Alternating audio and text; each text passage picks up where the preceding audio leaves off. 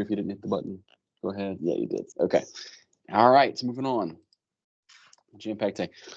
Going to be a challenge portal day. We're going to have Lane hop on a little bit and do a demo for us. I'm going to try to run through this stuff very quickly for you so we can turn over to his hands and do a live demonstration for everyone today.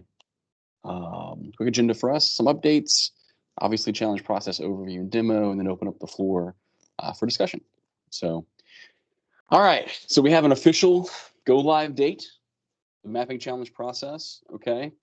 On Tuesday of next week, that's when we're going to publish everything. So Tuesday next week, and we'll have a timeline kind of slide right after this. I'm going to publish the map and the resources on Tuesday, March 12th, next week.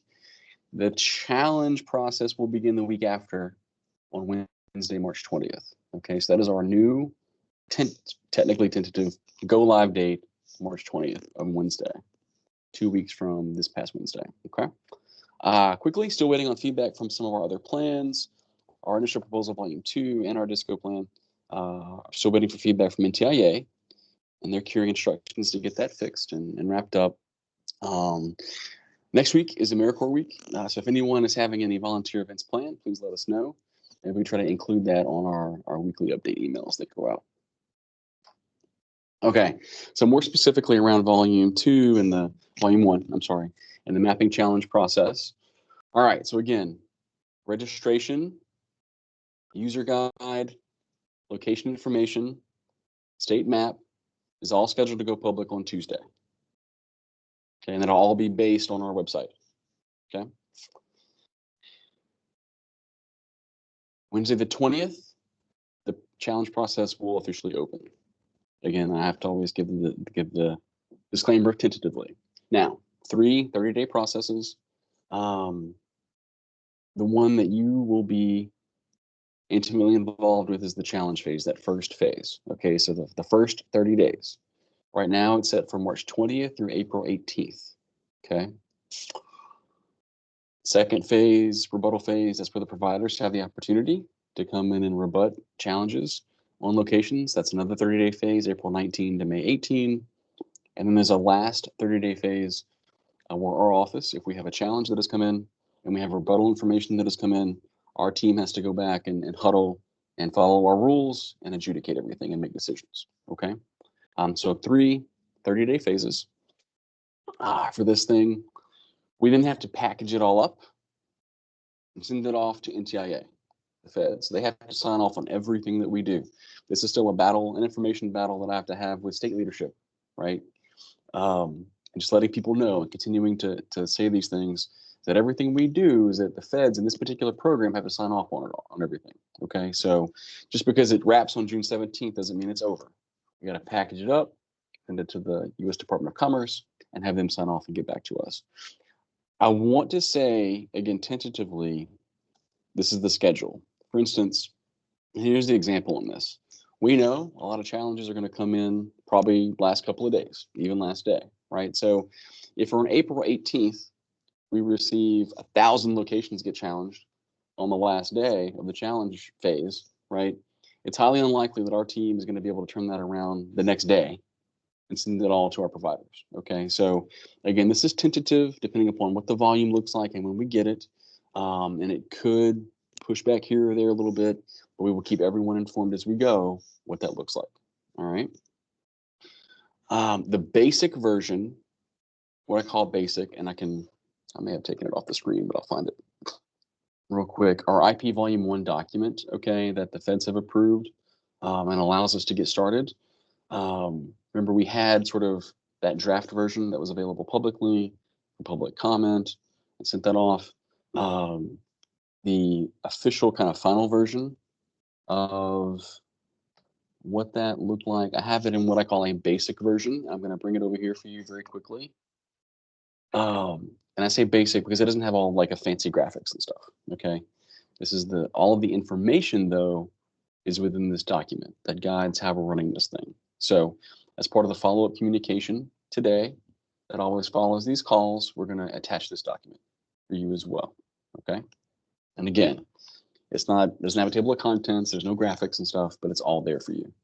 Okay, we are working on a more final graphics version.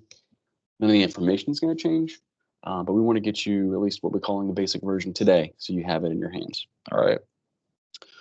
So what we owe you by Tuesday. It is our plan to have a press release hit the media, okay, for Tuesday. So we'll make sure you have that in your hands. You can also push it down to your local media folks and help us with that. We owe you social media graphics. That's coming to help you put on social media and so forth, and also sort of an 8.5 by 11 flyer as well. Okay, so we all owe you that by Tuesday, and that's coming for you to be able to, again, push out to your local folks. Very quickly, I'm going to run through this stuff very fast. Elaine can do the demo for everyone, because I know that's what all we want to, and I'll come to the chat box in a second. So just a quick recap for folks, the mapping challenge process itself, it's just our way, it's our method of making sure that the state broadband map we use is as correct as possible, because we need a good idea of what our locations look like statewide, so we know where to go award grants when the time comes. All right. Important, this process, what we're doing is separate from the FCC map challenge process. Different thing. That process determines the actual locations on our map. Our process determines whether they're served, underserved, or unserved. Okay, so two different things. The federal version determines the actual locations. What we're doing determines the service at those locations. Okay. Quickly, who can submit a challenge? We've talked about this multiple times. Only 3 technical eligible challengers are providers or ISPs, units of local government, and nonprofits. We've talked about that many times. Kind of highlighted it a little second ago. 4 phases: 1, when we publish our information, which is going to happen Tuesday, and then 3 30-day processes after that. The one that'll be most impactful for you is that first, well, on here it's phase 2, but that first 30-day phase, which is phase 2, where the challenges come in. Now, we've always noted, per federal guidance, ordinary residents are not eligible to submit challenges. So remember, our workaround for that is what we're calling suggesting kind of corrections. Okay, and we've talked about this, and Lana will be able to show that for you. We're going to gate all that and then pass that through to eligible challengers who can submit that on their behalf. And we've always, intimated that, look, we got to make sure, at least in the county committee level, that you either have an elected official that you see on the screen as part of your group that can hit the button, but you can also have nonprofits be a part of this process as well that can hit the button too. So again, at the county broadband committee level, we would let you know, please make sure that you have an eligible challenger, whether it's a unit of local government, which are these folks here at the bottom of the screen, okay, or a nonprofit, as part of your team to get registered and be an official challenger for your group, okay? And I want to get quickly through this again so Lane can do the demo. Next week, as part of on Tuesday when everything goes live, that's when registration starts. There will also be a user manual, sort of a user guide to walk you through all this stuff, okay? So the user guide, the registration starts, locations will get posted, and the state map is available, okay? I ran through it really quickly because I wanted to have Lane come on and go ahead and do a demo for everyone. And then again, we'll come back to questions once Lane is finished, okay? All right, Lane. I will. All right, thank you, Glenn. Appreciate it. Let me share my screen here. Just a moment.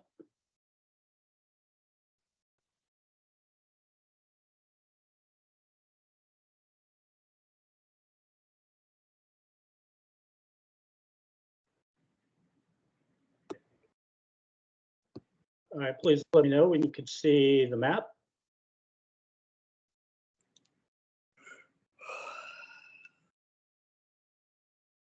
I can see it, Lane. Good deal. Thanks, Andrew. So let me start off by saying that the map I'm in right now is the one that's in our dev environment, our development environment. The production environment is locked right now, so Because of that, this might be a little glitchy. If we see any glitches, they will not be in the one that we go into production with on Tuesday. So just a little disclaimer there. But this is the map that will be made public on Tuesday. It'll look a whole lot like this. You will not have the white space on the right-hand side listing all your challenges, because that part won't be available to the public. But you will have the map and the key that's on the left-hand side so that you can filter. If you scroll down on the left-hand side, you'll see that we have different options for different ways of looking at the map. Whatever your taste is, for the sake of visuals, we do recommend this dark mode. I'm generally not a fan of dark mode, but in this instance, we like it. It makes those green dots and pink dots, that makes them really pop and easy to see. But if you prefer a satellite view, you can choose that, or a light view, or a terrain view, which will show you contours on the terrain so you can see the hills. So those are just options. It's purely a matter of personal preference, but I'm going to use dark mode because we're going to be looking at these dots. Each of these dots represents a broadband serviceable location, either a household or a business. All right. The more you zoom in, the more dots will appear. We've tried to limit a whole lot of extra information just to keep the map clean. I'm going to go ahead and zoom in. I think I'm going to pick northern White County, just because we've got a lot of different colored dots here. I'm going to zoom in. You see not a whole lot of detail. Those gray lines you see are the borders of census block groups, and those are important for a couple of reasons. Number one, an area challenge will be kicked off if is it six locations in a single census block group are challenged. All that one service provider's locations in that census block group then become challenged. So we thought it was important to show those. Also, when we do start going to award projects late this summer, maybe early fall, those projects are going to be based on census block groups. So that'll be handy for the providers. As you zoom in a little more, you'll see red lines. Those are parcels. Those are your property lines. So, like I said, this map will be the same map we're going public with on Tuesday, and that will be the challenge portal that begin on Wednesday the 20th. What you're looking at now, my whole screen, this is the challenge portal. This is what you will be registering for next week if you're an eligible challenger. You get to that registration page by going to our website, and there's going to be a link at one of the first things you'll see will be a link to register. So I think what we can do now, well, first let me go over the different color dots. And guys, I know I'm probably over explaining to a lot of you. I don't mean to, but I don't know who all has seen our webinars or who else had a one-on-one with us to demonstrate this portal. So I'm going to cover some basics before we move on. The gray dots, gray represents served. It means an ISP has reported to the FCC that they provide service at that location, BEAD eligible, or BEAD qualifying service, that is 100 megs and non-satellite. The pink dots represent unserved, means no internet. The best they can get is 25 megs. That's unserved. Blue dots mean underserved. They get more than 25 megs, but they can't hit that 100 meg threshold. So that's underserved. The pink and the blue, guys, we're going to fund those. We're going to award projects to get to those pink dots and the blue dots. We're good to go. The green dots means they don't have internet yet, but it has been funded either through our office or through the feds, one federal program or another. So the green dots have already been funded. we can't fund them again. So as you're thinking about your challenges, you don't want to spend a whole lot of time, your limited time, focusing on the green because they've already been funded, or the pink or blue because we're going to fund those. A lot of emphasis needs to be placed on these gray dots, and that's where our challenges should kind of, we should be thinking the strongest, making sure that is accurate. Is there really a provider providing that location with at least 100 megs and low latency? So once you get access to the challenge portal and you're ready to submit a challenge, I'm going to walk through a couple of simple ones. You're going to go over to the right-hand side, click on Add Challenge. And that's going to list the 4 categories of challenges that you can submit. Planned or existing service, that's really for ISPs. That is for an ISP to come, challenge a pink or a blue dot and say, if it's an existing service challenge, they would say, hey, we have built to that location since you got your mapping data. We are saying that those locations are served. That is an existing service challenge that an ISP would submit. Or a planned service challenge. They could challenge one of the pink or blue dots and say, okay, we are building to that neighborhood and we will be there within 6 months. We will be providing service by September 20th. And here is some evidence proving that. Here are some construction contracts, some permits, here's a letter to the broadband office committing to it. So the planned and the existing service challenges are for ISPs to let us know anything that has taken place and is taking place since this data was developed. All right. An enforceable commitment challenge, a little less common. I talked about those green dots. They've already been funded. That's an enforceable commitment, a commitment that we have funded a project or the feds have funded a project to build to that. And unlikely, but an ISP or another eligible challenger could say, hey, I've been told that this particular location that is marked in this federal grant program actually lies outside that federal grant program, and they are not going to be served by that program or by that project. So that would be an enforceable commitment challenge. A little less common. The most common one for us here today are the provider service level challenges. Okay, I'm going to go ahead and click on that. This is where we're showing a gray dot saying it's served, but we have evidence countering that maybe that it is not served, and we need to change that dot from gray to either pink or blue. So there are a few different types of challenges within this category. Availability, that's going to be a pretty common one. And I'll go over the others real quick. A speed test challenge, which I'm sure you've all thought a lot about. A latency challenge, which is a whole lot like a speed test challenge. A data cap challenge means, yeah, they're providing 100 meg, but they only give me, a 10 gig data cap, and I can't use the internet all month without, either paying more or them throttling my speed. You don't see that as much with household service these days. You definitely see it with your cell phone plans, but that's not what we're talking about. We're talking about household service. If you have 100 meg, but there's a data cap on there that doesn't let you get through the month, that is an eligible challenge.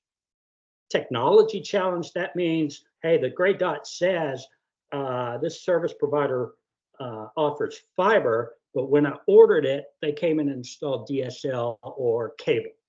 All right, that is a technology challenge. The provider has to provide you the service with the technology that they're claiming on this map. And then business service only, that's more common than you would think. Let's say you've ordered service at your house from a provider, and they say, oh, well, based on where you live, we can only provide a business plan instead of a residential plan. Business plans are almost always more expensive. And so if they tell you that, that is an eligible challenge as well. So those are going to be the most common types of challenges. And I'm going to just walk us through kind of quickly an availability challenge.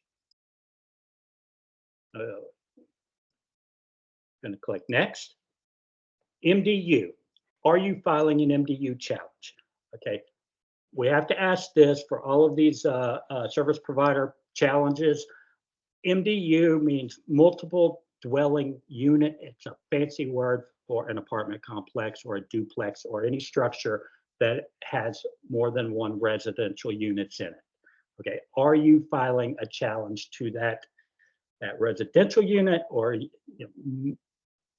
that's going to happen, and you would click yes if that is the case. In most cases, especially as you get into the rural areas, we're looking at single family households, so you would click no. All right, and then we're going to ask you questions. Now watch the map as I answer the questions. It's going to automatically start filtering. So what is the reason? They didn't install when they said they were going to install, or did not give me an install date within 10 days. They requested more than the standard installation fee. This is important. It's pretty common. You live out, you've got a quarter-of-a mile long driveway. They mark you as served, but then they want $2,000-$3,000 in installation to get up your driveway. We don't consider that served. That is unserved, and it needs to be challenged. They denied your request for service for whatever reason. Again, didn't provide the technology they said, or didn't provide the speeds that were shown. I'm going to do the standard installation. All right. And then please select the provider that you're challenging. And since, where did I go? White County. I'm going to pick, not picking on anyone. This is completely fictional, made up. I'm making it up as I go along. But I'm gonna pick on AT&T. And you notice my map, a lot of dots just disappeared. It's going to automatically filter based on your question. So it's only going to show location served by AT&T, and then what technology type is AT&T offering? Should we go fiber? Will that leave us enough? Yeah.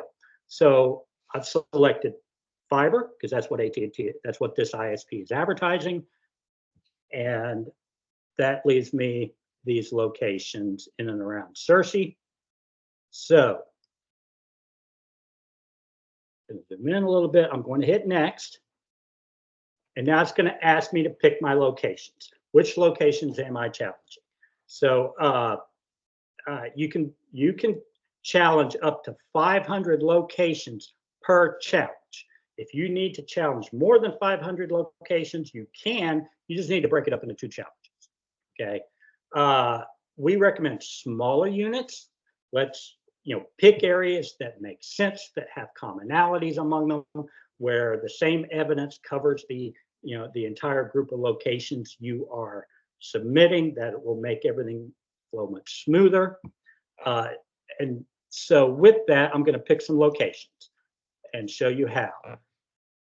You can do it if you're only doing a handful of locations. You can pick on them one at a time. You just click on the dot and click add to challenge and confirm.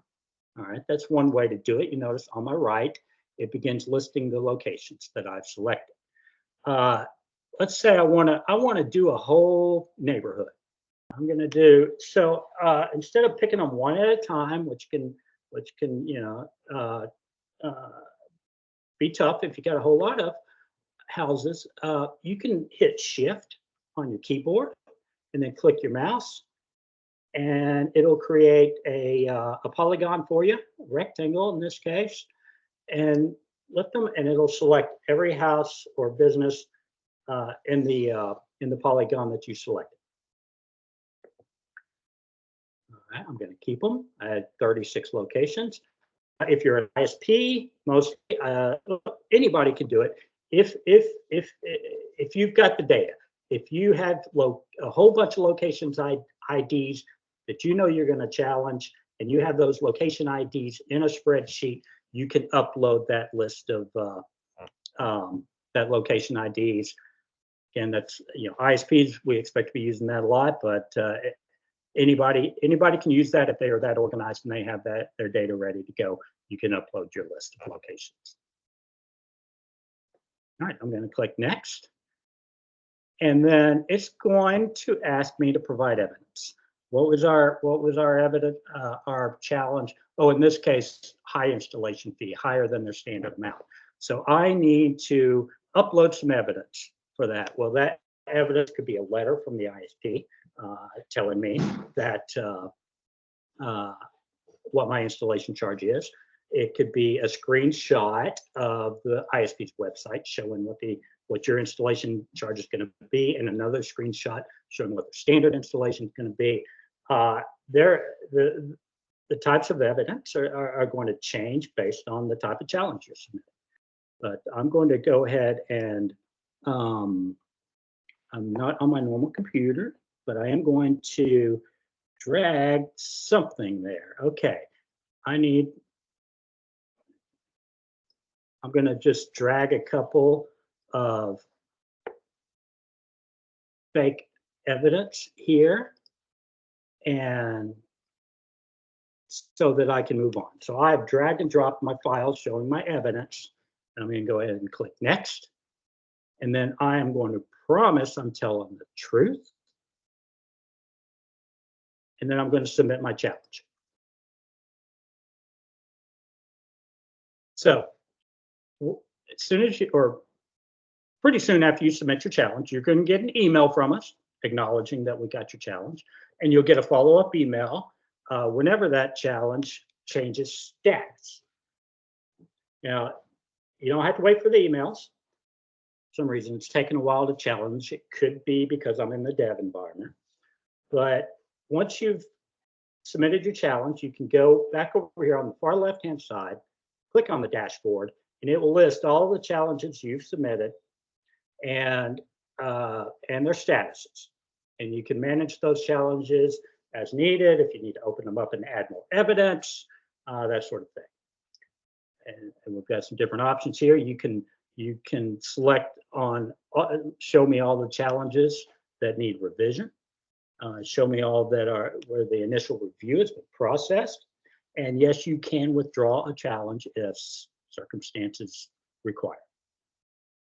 Okay. So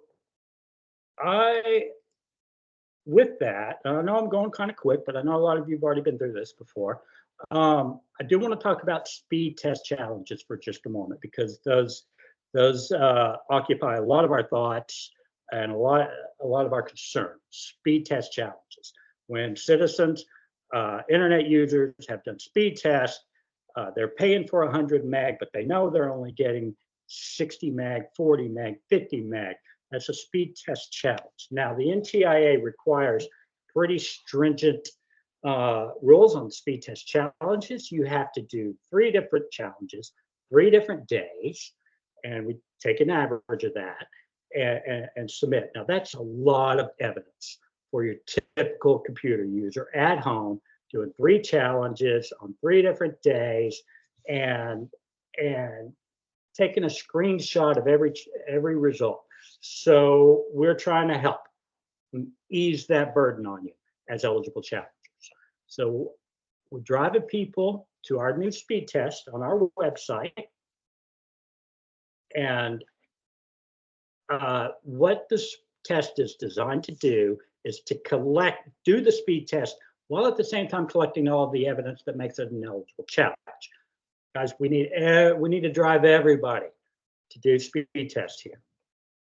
You can, I just doxed myself, but I trust you're not going to share my address. Oh, maybe I did. I'm going to put in a fake address.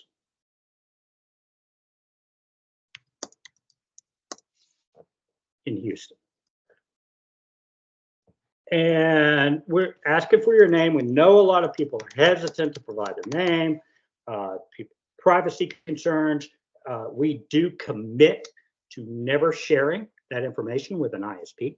or other government agency, except as required by law. We will not share your name. We understand you still have concerns. You may put Donald Duck in there. That is fine. We're just required to ask for a name. All right, we're not going to check it against anything. So if you put an alias in there, nothing wrong with that. We do ask you to agree to tell the truth. We ask you if you're connected by way of a wire or by way of Wi-Fi. Actually, I'm Wi-Fi at home, and I am very close to my Wi-Fi router. Hit next. Am I connected to a VPN? We have to ask. Uncommon, almost always going to be no. If you're unsure, select no. What speeds are you paying for? I'm going to drop in 100 by 20. Lane, real quick. Yeah.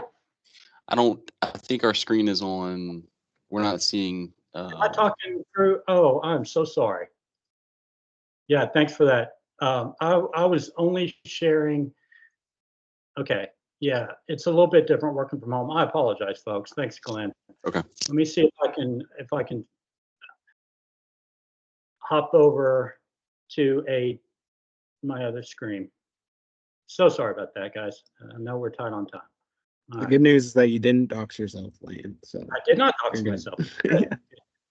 Okay, so anyway, it's asking me the questions, and these are all important questions to get an And to just make a and just real, yeah, just real quick, Lane. Since we didn't see it, can you want to start over just real quick on the speed test portion? Yeah. Yeah. We'll just keep backing up. Oh, that's as far back as I can go. Okay, so this will be the starting page, and I put in somebody else's address in here, just for good measure. And yeah, we're going to ask for your address, and that is important. It's not going to be a valid challenge if we don't have a valid address. It's got to be the same address that we're showing as a gray dot on the map. Select next. I'm going to ask for your name. Again, you can we put in whatever you need to put in. You're going to agree to tell the truth. Are you wired or wireless? And I am Wi-Fi, but I am as close to my Wi-Fi router as I can be.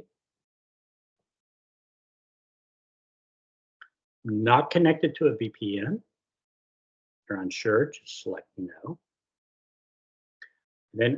Then we ask you to provide the speeds that you are paying for, not what's necessarily available, not what you want to have. We really need to know what you're paying for. Next, you're authorizing your submission to be shared, but we will protect your private data.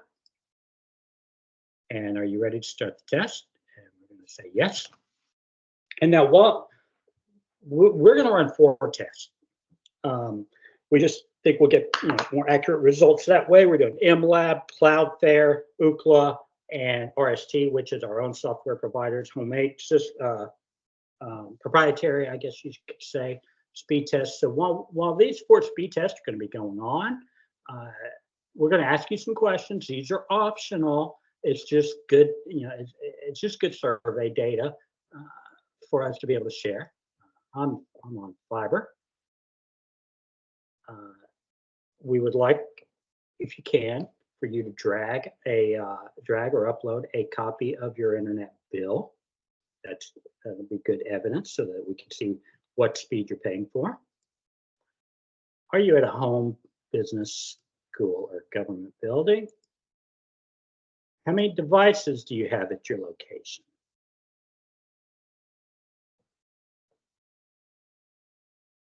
What are the reasons for your dissatisfaction with your internet service? I'm not dissatisfied. Do you have trouble paying for the internet? All right, and those speed tests continue to run in the background. And since I know time is tight, I'm going to go ahead and talk about what's going to happen next. When the speed tests are done, you're going to see your results on your screen. And what we really like about this system is, you know how I said you had to get 3 different speed tests on 3 different days? Well, we'll ask for your email address, and in return, we'll send you reminders to do additional speed tests in the following few days. All right, so that we think we're going to get a whole lot more participation, a whole lot more eligible challenges if we provide those reminders. You go back and you do this on 2 subsequent days, and we're going to be in business. Now, what about those results? How is this going to make it easier for me to submit challenges? Well, folks, when you go to register, if you are a there we are, I am served. I've got pretty good speeds, so this would not be an eligible challenge because I've got way more than 100 here. But here's where we ask for your email address, and we will send you reminders. Now, back to what I was saying, for units of local government, when you register for the portal, you're going to be asked, do you want to see performance data in your area, in your county? And you should say yes.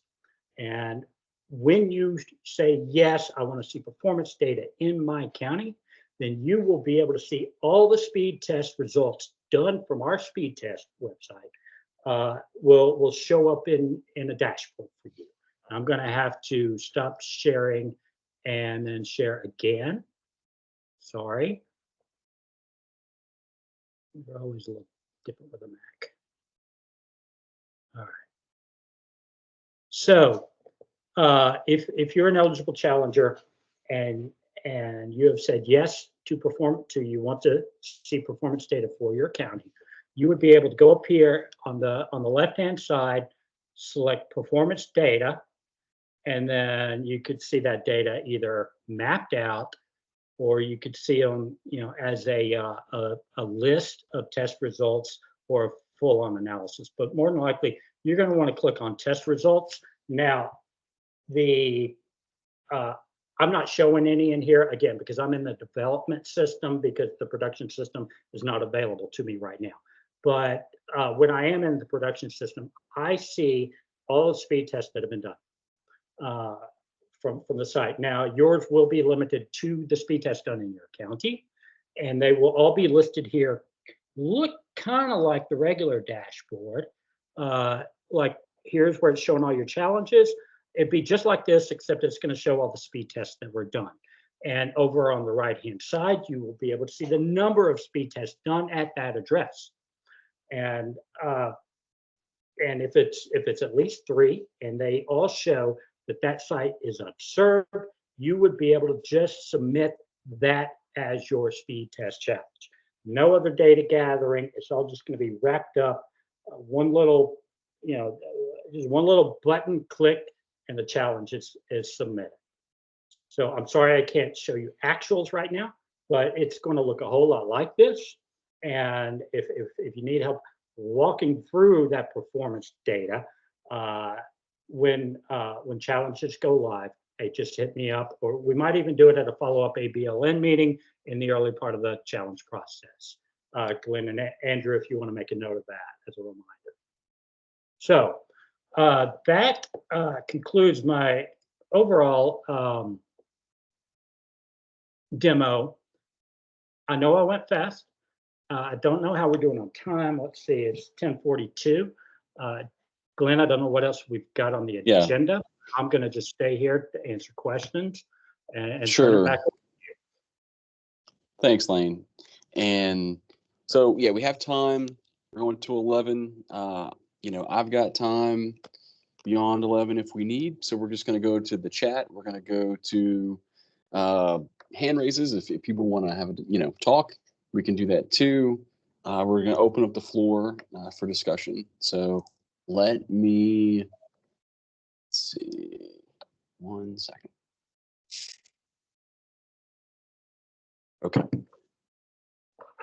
Okay, so 2 things real quick before we get into this. So 1, again, we'll go through as many of these as we need to, and if I need to hang on after 11, I can do that. Second is, if we have any nonprofit entities, okay, that are on the call today and you are interested in helping on this process, please let us know, okay? Because we are going to have certain counties right across the state where we may not have a local government eligible challenger who has registered, okay? And so we're going to need, the office is requesting a couple of nonprofits who can serve as eligible challengers to let us know. Because we need a way to gate and then send off to an eligible challenger folks who do not have any representation, okay? And so we would like to have nonprofit involvement in this, so please let us know. It can be offline, doesn't have to be now, but please let us know if you're interested in helping in that effort, okay, to help cover folks who may not have someone to submit for them, all right? All right, let's get into it. I'm gonna go to the chat box first. Okay, so Bob, earlier, will you make the press release statewide? Yes, so the press release is gonna hit the wire. It goes to all media, so they'll all get it. But we'll also send down a copy to everyone else so you can press it to your local news outlets as well, whether it's the paper or news radio. Forward it to your the men's chat group, whatever it is. Spread it around like wildfire if you can. Okay. Ricky, what locations on your site are these meetings stored? If anyone could type. Okay, so we have these. Andrew, you want to help on that real quick? The prior meetings and they've been recorded, and where are they? Yeah, I sent a link, but I might have just sent it to just the one person. So Oh, I'm okay, just at the sharing. bottom. Yeah, right below that. Okay, yeah. So Yeah. So they're on the posted a YouTube link. channel. Yeah. So our office has a YouTube channel. We posted recordings there, and it looks like Andrew's inserted a link in the chat box for folks to the YouTube channel. All right. Can't see screens. We fixed that. Okay, Hunter, would it be the address of the county or nonprofit challenger there? Hunter, do you want to turn the mic on and follow up on that real quick?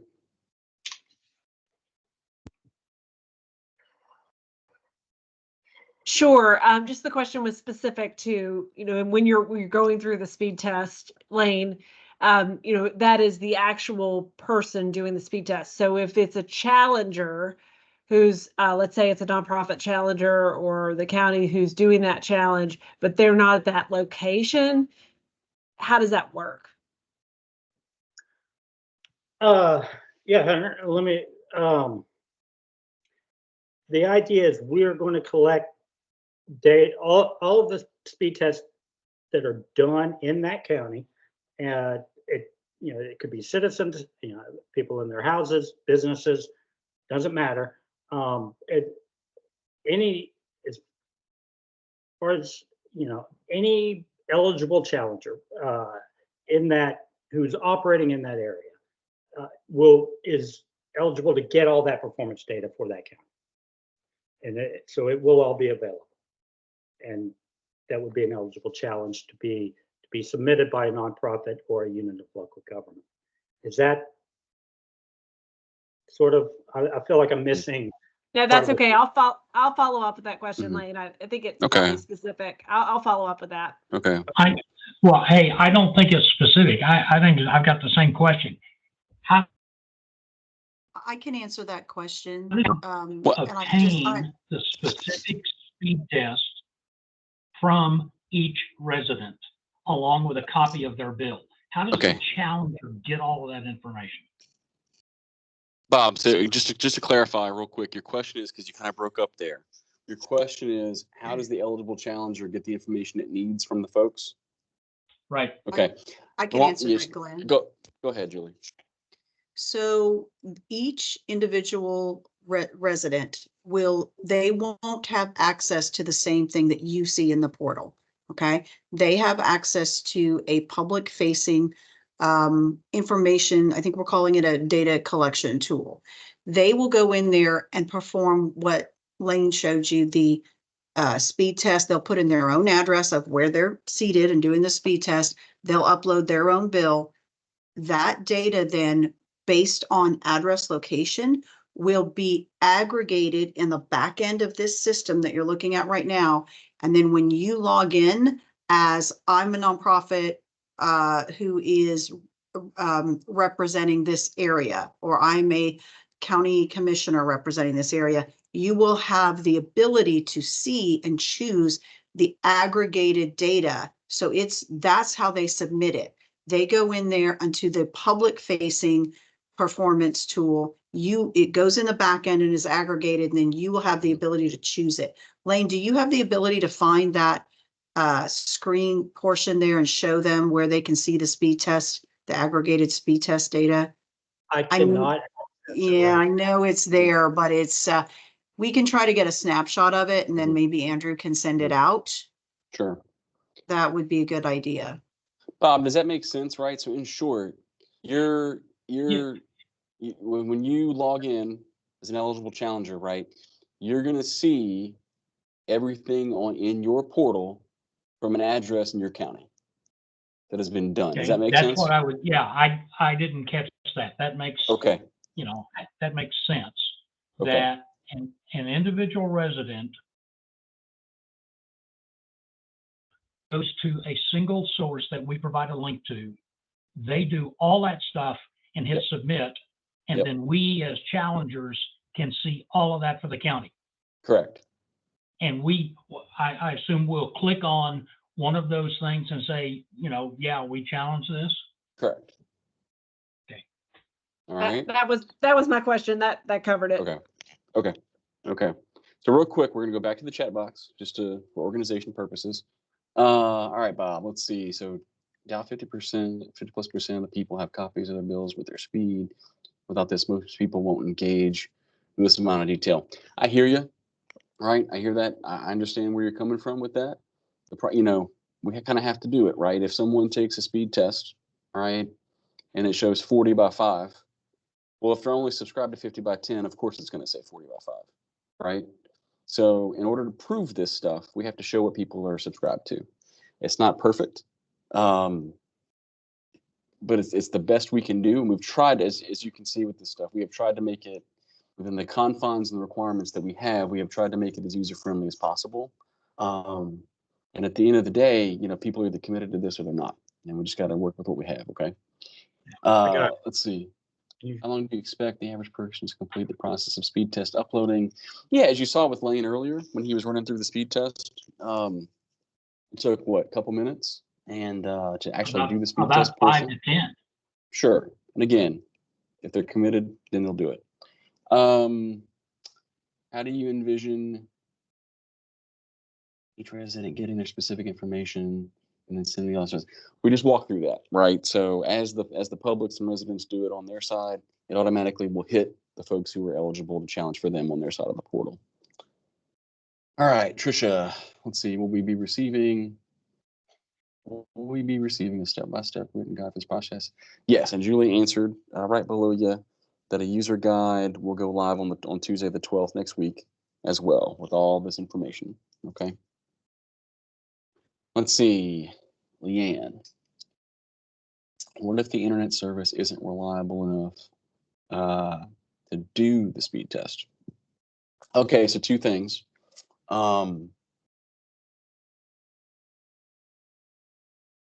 If there's any sort of internet connection, okay, it should be able to register. Two is, if you notice at the front end of that speed test that Lane showed, there was a box that said, I think there's a box laying on the first page of the speed test that when you put your address in, you can check off that says like no internet is available or something like that.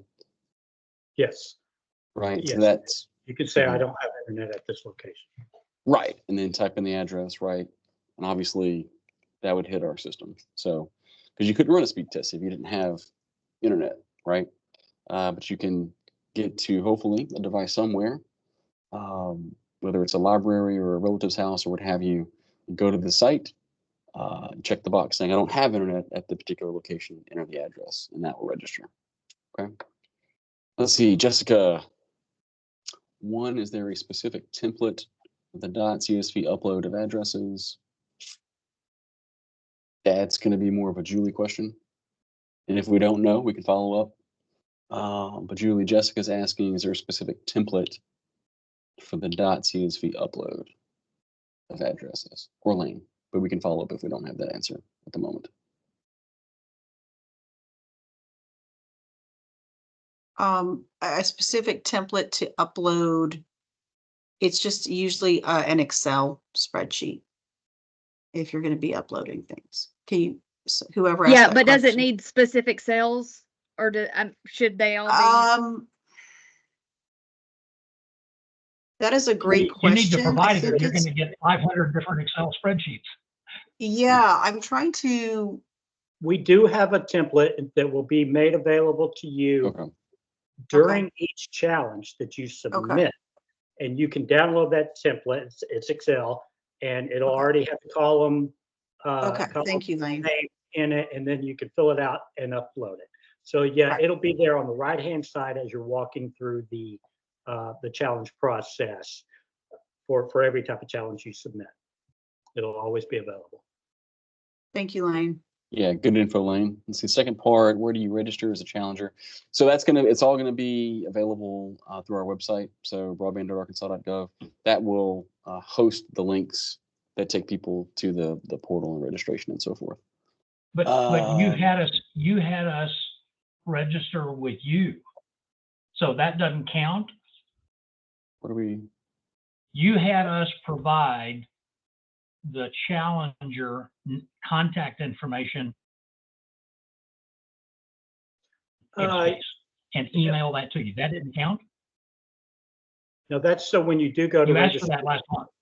Right. That's so when you do go to register, we already know you are an eligible challenger and your registration request will be approved because we're going to check it against that list that we collected. So that'll make the registration happen that much faster now that you are already on the list as an eligible challenger. That's why we collected that up. Okay.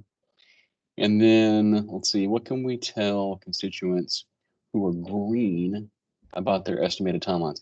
That's a great question. And so, because remember, the green dots can indicate either a grant through our team, the state office, or it could be a different federal program that our office has no control over, right? So when you click on any one green dot location, all right, it's going to tell you in there, it'll show you which grant is responsible for making it green, right?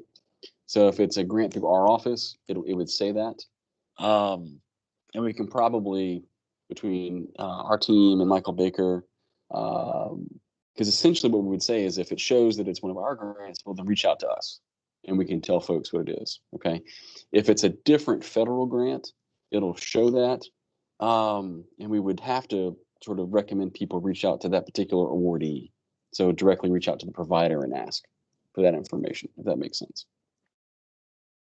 Because you're right, there's different, between the different programs, there's different timelines and different rules, and it gets nuanced. Let's see how, let's see. Will we only post one copy of the bill as approved, correct, even though we will conduct 3 separate speed tests on 3 different dates times for the bill 3 times? 99% sure you only have to upload the bill 1 time. I think that makes sense. Lane, you correct me if I'm wrong, but yeah, you should just have to upload your bill once. That's correct, just once. Yeah. Okay. Let's see. And again, folks, look, we're trying to as much common sense into this process we have tried to do. Okay. Do the questions in ISP bill need to be answered in every speed test or just one? We just talked about that, so just do it once. So Denise, what happens if a customer tries to do a speed test, but their location isn't in the map?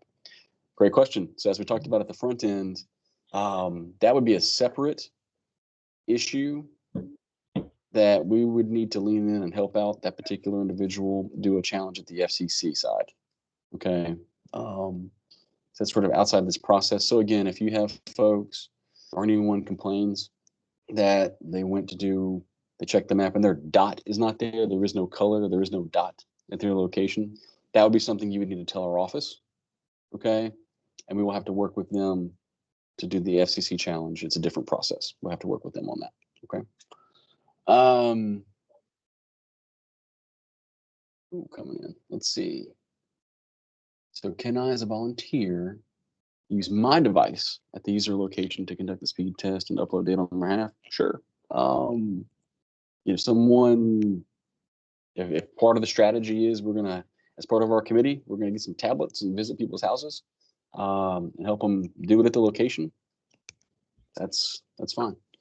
I would just add, I would oh, add as a Julie, go ahead. caveat, Glenn, Yeah, the caveat to that is make sure you're not connected to data, mobile data. sure. That you're Right. You want to make actually sure you're plugged connected to the in home, to the the home the internet. home wireline Right. of Wi-Fi. Yeah, Correct. just a little note there. Yep. Let's see.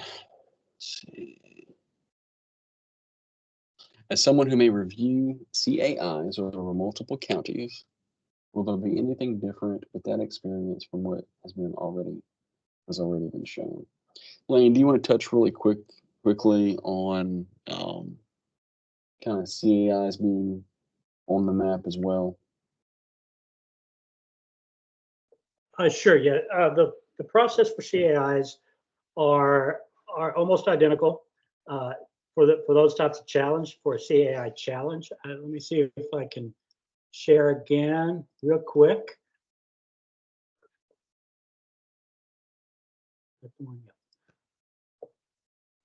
Okay, so you would use these filters over on the left.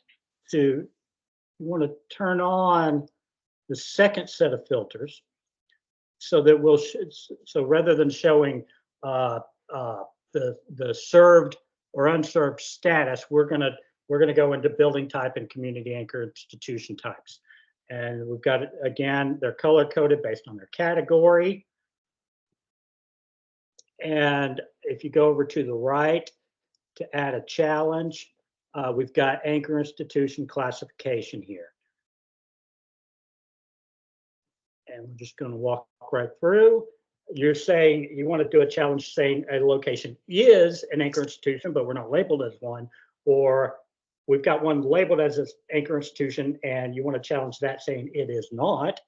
And then also, is it served? And served for an anchor institution is 1 gig symmetrical. That's 1 gig up, 1 gig down.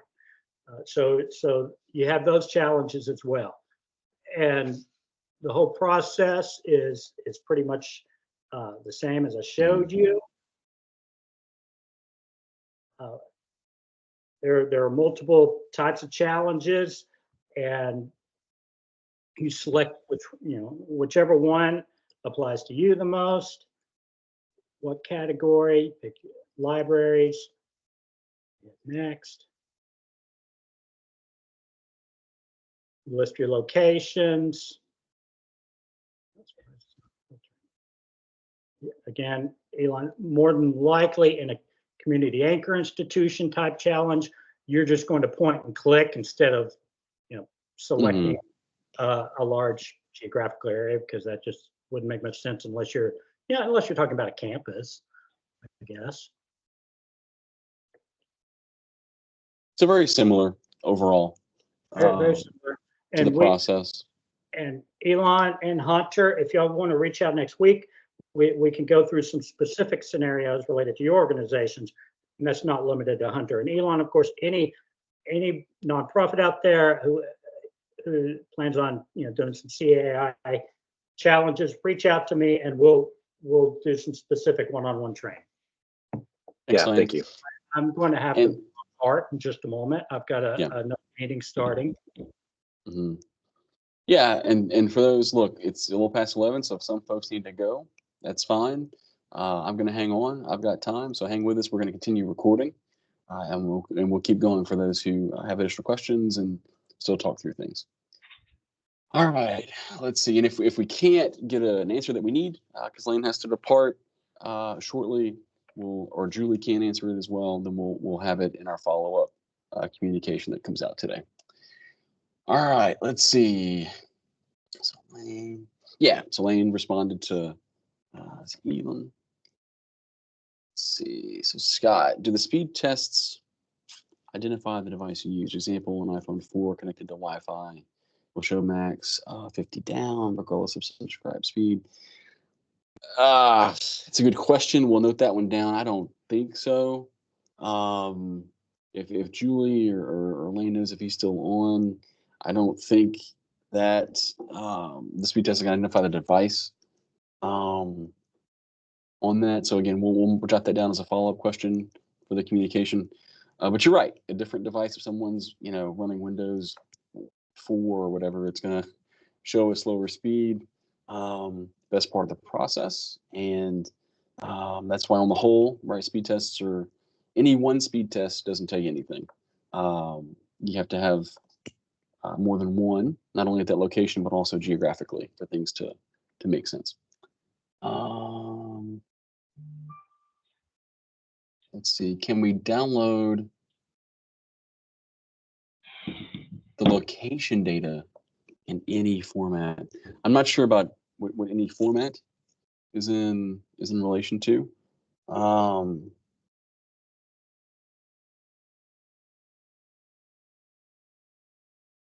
Julie, do we know offhand when people are downloading location data?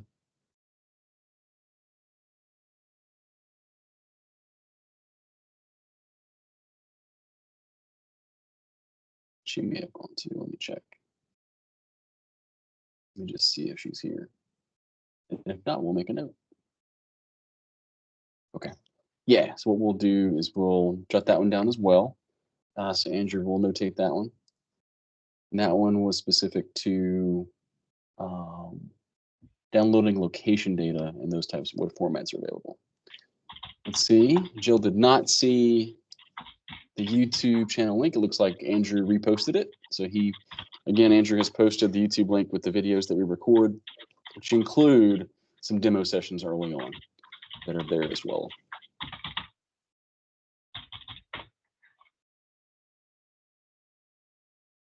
Okay, so Jill is indicating CSV shapefile KMZ, but again, we'll follow up on that and make sure. Okay, those are those. Now we'll go to the hands. Let's see, Travis.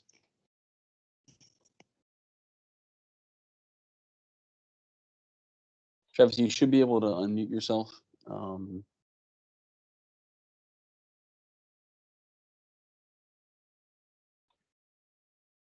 my mic is not functioning. Okay, let me see if I can help. He's going to type it out. Let's see. All right, we'll wait on him to type it out, see if there's any other hands. At the moment, don't see any.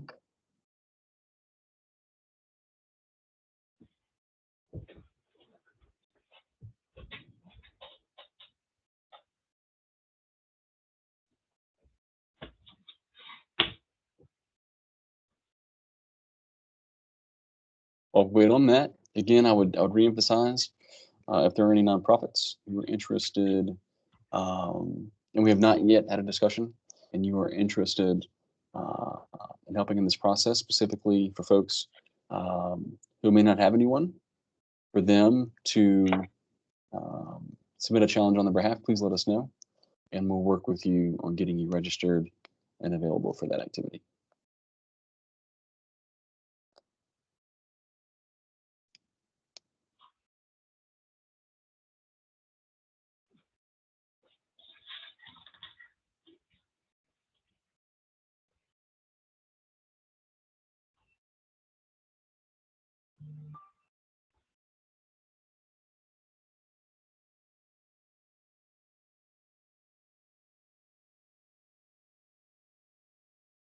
Okay. So one, for clarification, are partial tests consumers accepted? Yeah, can you briefly clarify what you mean by partial tests?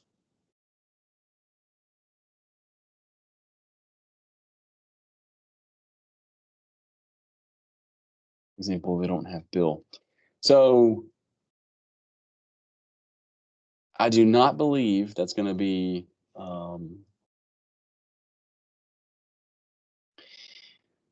they're going to have to, and we'll follow up with this just to confirm with Julie and Lane and the team.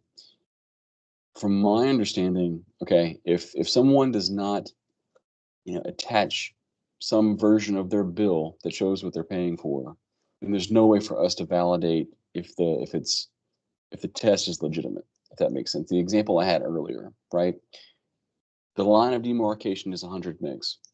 If someone is not subscribed to 100 megs, then their speed test should result in something lower than 100 megs, right? So the only way to know if it's valid is to have a copy in some form and know what they're paying for. 2, will eligible challengers be able to see other eligible challengers so we don't duplicate efforts? Okay, great question. We will follow up with that in the communication that comes later today.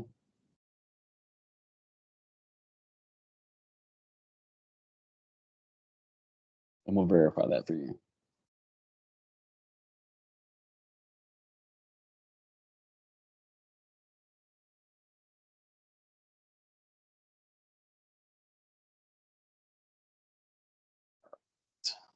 Travis. So 3, the gray dot map that was shared is the same for the updated FCC map. It should be very close. It should be very, very similar, Travis. Because again, the base layer of what we have to work with is what the ISPs are providing to the FCC. That's our base layer. And so if a provider has reported to the ISP that they have serving at least 100 by 20 or higher, and that's reported to the FCC, that will be then reflected on our map that we have produced.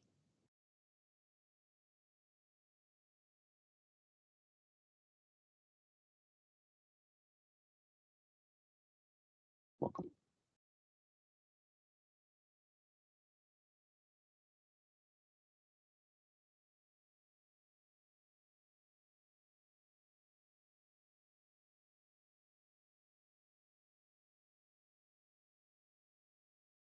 All right.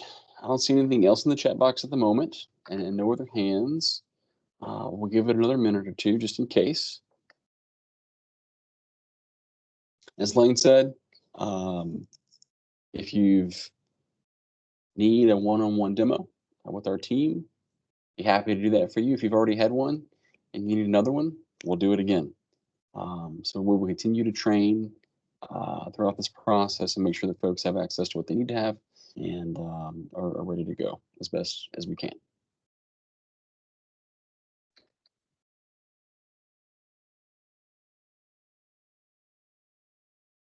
All right.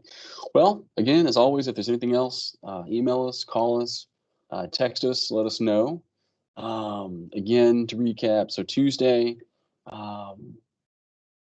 registration will go live, state map will go live, your resource guide will go live, location listings will also go live. That's on Tuesday. By then, we owe everyone here, and we're going to mass distribute press release, also social media graphics, and a flyer to have you pass that around with your folks as well. And then Wednesday, the 20th of the following week, we will go live with the challenge process. So look forward to a communication from us later today with some follow-up information and some answers to some of those other questions. We will see you again shortly. So thank you, everyone.